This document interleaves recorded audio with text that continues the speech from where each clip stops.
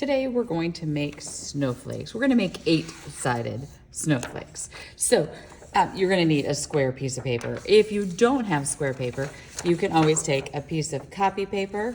And if you already have a square piece of paper, you can fast forward through this. But you're going to take this. I'm going to move my snowflakes out of the way.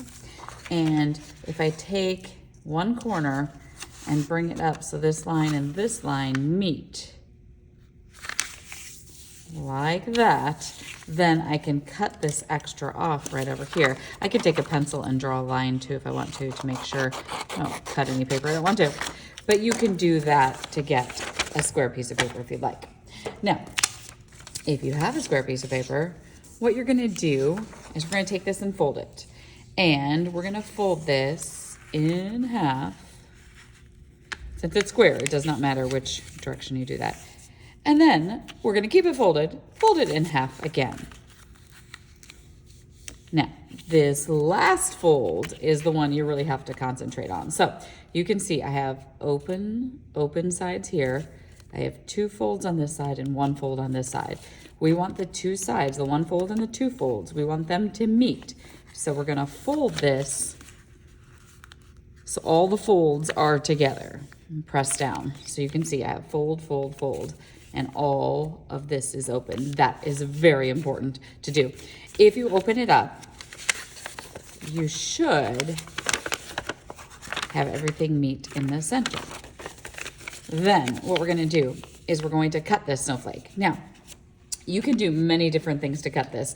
Now, I will tell you, the 2 sides that have a fold, you can cut shapes out of that, but you can't cut the entire line. The top part, you can cut all of it if you would like. Now, this is one I have drawn on. So this is my top side. I have a couple shapes and I just have a few shapes around the outside. So this is the one, this is kind of the same thing, cut out. So when I open it up, it's going to have shapes cut out of it. Okay, now this is a good basic one. All the shapes are about the same size, and all the shapes, there's a little big gap of extra white paper, which is perfectly fine. But if you want to get a little more advanced, let me show you how to do that. So look at this one. This one, what I like to do is I like to push snowflakes until they almost fall apart. Here's my opening, the top. So I have a line going all the way across there. Is that okay? Yes, it is. And then if you look at my sides, I still have some extra paper left over. So it should stay together when I cut this one out. And I have one that I cut out. Oh, it's over here. Okay, sorry, it took me a minute to find it. So if you look, this is the same design. So I haven't opened this yet, so we'll see what it looks like when I do open it. And there is my snowflake. So it just gets a little more advanced. Now, you will notice both of these are very square snowflakes. So if you want yours to be more of a circle shape, when you have the paper folded, what you're going to do is we want these 2 sides to be equal, and this one's much taller. So you just draw a line, and sometimes I measure with my fingers, and I draw a line there. Just with pencil is fine. And then if I cut it like this, then when I open it, you can see it has more of a circle shape.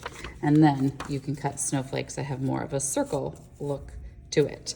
Now, do you have to just do white snowflakes? No, you do not. So I have a couple that are different colors. So really, it's just about experimenting. Now, I will tell you, when you get done making this video, I cut lots of snowflakes.